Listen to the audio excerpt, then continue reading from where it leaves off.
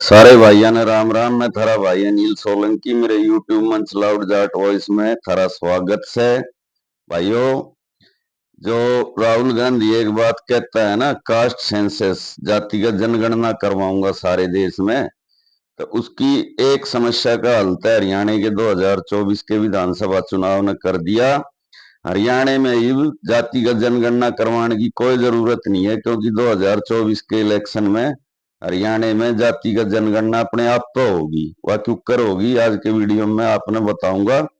कल मैंने हरियाणा के विधानसभा चुनाव पे एक वीडियो बनाया था, वो वीडियो थोड़ा लंबा हो गया और थोड़ा बोरिंग भी हो गया, तो मैंने सोची मैं कल आज थोड़ा सा एक छोटा वीडियो बनाया जाए जिसमें पॉइंट टू पॉइंट और कट टू कट बात करी जा। कल मैंने जो मुद्दा सवाल उठाया था, कई भाइयों ने गोल गोल जवाब दिया कमेंट में, लेकिन सीधा जवाब नहीं दिया। भाइयों, जो 2024 में हरियाणा में विधानसभा का चुनाव हुआ है, इस चुनाव में एक बात तो क्लियर होगी कि हरियाणा में जाटा की जनसंख्या 60% है। मैं जो कहे करता ना अपने सारे वीडियो में, मैं हरियाणा में जाटा की जनसंख्या 30% है, जिसमें 25% हिंदू जाट और 5% सिख जाट। मैंने खुद अपने आप को अब लग रहा है मैं गलत था, क्योंकि हरियाणा में जाट 60% है। वो क्यों कर, वो अब समझाऊंगा अपना, आगे वीडियो में बने रहियो, वीडियो में ध्यान से देखियो। भाई, पिछले 10-15 साल तक हरियाणा में एक कुछ लोगों ने एक नैरेटिव बिल्ट कर रखा है कि भाई हरियाणा के अंदर 35 कौम के सारे आदमी बीजेपी ने वोट गे रहे से, और जाट सारे के सारे कति झड़पत कांग्रेस ने वोट गे रहे से। तो भाई मेरे तो एक बात बता दो कि इस चुनाव में 2024 के चुनाव में बीजेपी ने 40% से भी कम वोट मिला है, और बीजेपी के खिलाफ 60% वोट पड़ा से। तो जब जाट बीजेपी के खिलाफ से, बाकी सारी कौम बीजेपी के साथ से, तो इसका मतलब ये होया कि जाट हरियाणा में 60% से। कोई बात ना मानो और चाहे ना मानो, दो बातों में तो एक बात तो तुमने माननी पड़ेगी। या तो न्यू मान लो कि हरियाणा में जाटा की जनसंख्या 60% से, क्योंकि 60% वोट बीजेपी के खिलाफ पड़ा से। या न्यू मान लो कि सारी कौमा ने तो बीजेपी तो वोट दी है और सारी कौमा ने कांग्रेस तो वोट दी है, क्योंकि दोनों पार्टियों का वोट बराबर बराबर से। कोई जाट गैर जाट का मुद्दा हरियाणा में कौन है। या तो ये बात न मान लो, या ये बात न मान लो कि हरियाणा में बीजेपी के खिलाफ 60% वोट पड़ा सर, इसका मतलब हरियाणा में जाट के खिलाफ से बीजेपी के, और तो कोई उसके खिलाफ वोट गिरता ना। तो हरियाणा में जाट 60% से, एक तो यह बात। ये बात है कुछ कमेंट, अब एक भाई ने कमेंट करा कि क्यों सपनों की दुनिया में जी रहा है। बोला न्यू है, सपने बुनता रहा ना, समीकरण बनाता रहा, तो 2029 में भी बीजेपी की सरकार बनेगी और तू वीडियो बनाता रहेगा। बहुत अच्छी बात भाई, मेरा तो काम से वीडियो बनाना। अगर सरकार कांग्रेस की बन जाती है और किसी की भी, तो मैंने थोड़ी ना मुख्यमंत्री बनना था। मेरा काम से वीडियो बनाना, मैं तो वीडियो बनाऊंगा। अब पर सपना की दुनिया में तो तुम जी रहे हो, मैं तो ना जी रहा। थारे जो सपना का महल था वो ये था कि हरियाणा के अंदर जाट बनाम गैर जाट की राजनीति हो रही है। 30% वर्सेस 70% हो रहा है, पर ये तो मामला उल्टा हो गया। ये तो 60% वर्सेस 40% हो गया। तो ये 60% कौन से थारे जैसे जो आदमी है ना, जिनकी बुद्धि का लेवल बहुत नीचा से, वो जाट गैर जाट कर रहे धरातल पर। जाट गैर जाट कौन है। और रही बात सरकार बनाने की, तो सरकार तो मेरे भाई देवगौड़ा ने भी बनाई थी 1996 में, 50 MP थे, उनके दौरे प्रधानमंत्री बन गया था। और सरकार तो मधु कोड़ा ने भी झारखंड में बनाई थी, खुद एक MLA था, बस अब अपनी सीट थी। सरकार तो बन जाया करे। पर मैं एक बात पूछूं, मेरे तो एक बात का जवाब दे दो कि यो जिस तरह 60% वोट हरियाणा में बीजेपी के खिलाफ पड़ा है, अगर यो सारा के एक पार्टी ने मिल जाता तो कैमन बीघे की पड़ती।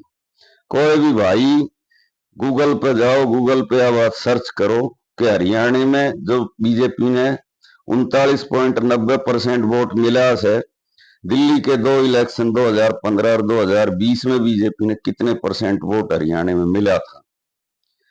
इतना ही मिला था दिल्ली में भी जितना हरियाणा में मिला था ना, लेकिन एक बार 3 सीट आई थी, एक बार 8 सीट आई थी। उसका कारण यो था कि बीजेपी के खिलाफ जो वोट पड़ा था 55 से 60%, दिल्ली में वो सारा आम आदमी पार्टी ने मिल जाता, और हरियाणा में जो वोट पड़ा है वो बिखर जाए, कुछ ले जाए इंडियन नेशनल लोक दल, कुछ कांग्रेस में रह जाए, कुछ निर्दलीय, कुछ जेजेपी, कुछ आम आदमी पार्टी, कुछ एटसेट्रा एटसेट्रा एटसेट्रा।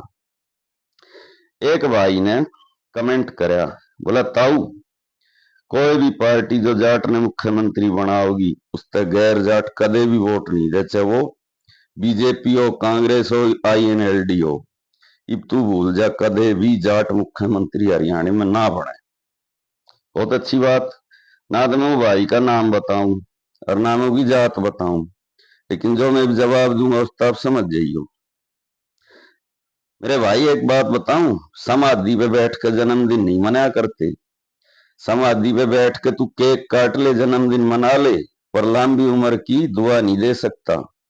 मारे तय 6 मुख्यमंत्री हरियाणा में बन लिए। हरियाणा बना था 66 में, करीब है 2024, 34 और 24 मिलाकर कितने होश हैं? 30 और 20 50 और 4 और 4 8, 58 साल में हमारे 6 मुख्यमंत्री बन लिए और 18 बार शपथ ले ली।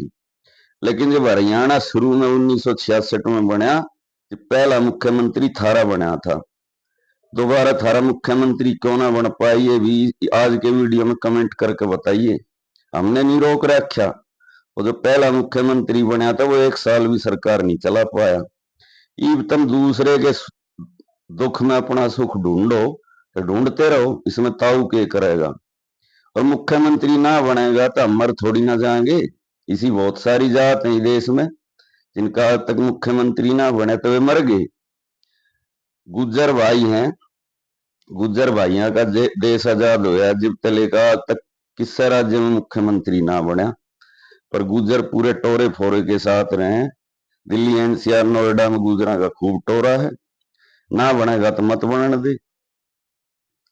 एक भाई ने और कुछ कमेंट कराया था, उसने ये कही थी कि तुम मिलकर ना चलते, हम तो मिलकर चल रहे भाई। सुन ले, पहले हम इंडियन नेशनल लोक दल में वोट दिए करते, सारी दुनिया ने बेरा है हमारी पार्टी कांग्रेस ना थी, जब तुम कांग्रेसी थे सारे।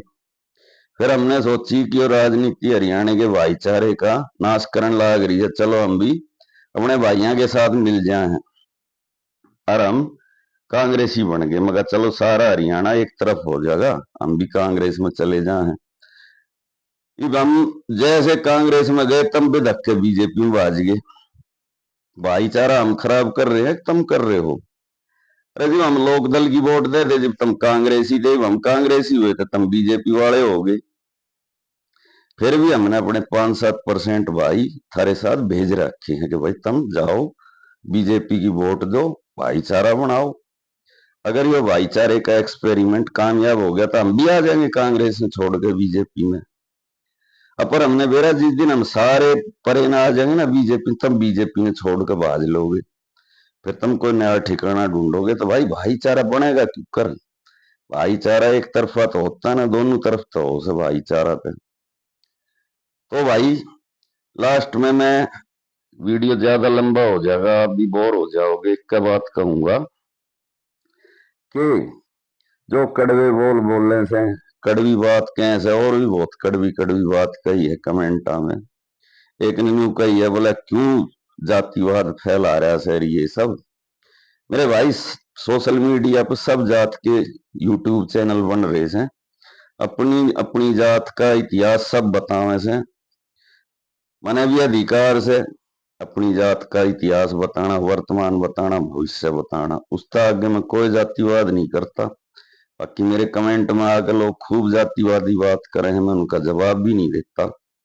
मैं तो उनके कमेंट आने पढ़ के उसने एंजॉय करूं। मेरा तो एक कमेंट पढ़ू ना पाइया दूध जितना खुराक लाग गया, खून भी बढ़ है। इस आगे बस सब भाइयों ने मेरी राम राम। वीडियो किसा लग गया कमेंट करके बताना, लाइक करना, कमेंट करना, शेयर करना और चैनल ने सब्सक्राइब करना। धन्यवाद भाइयों, आपका दिन शुभ हो। मैं आपका भाई अनिल सोलंकी आपसे विदा लेता हूं। धन्यवाद भाइयों।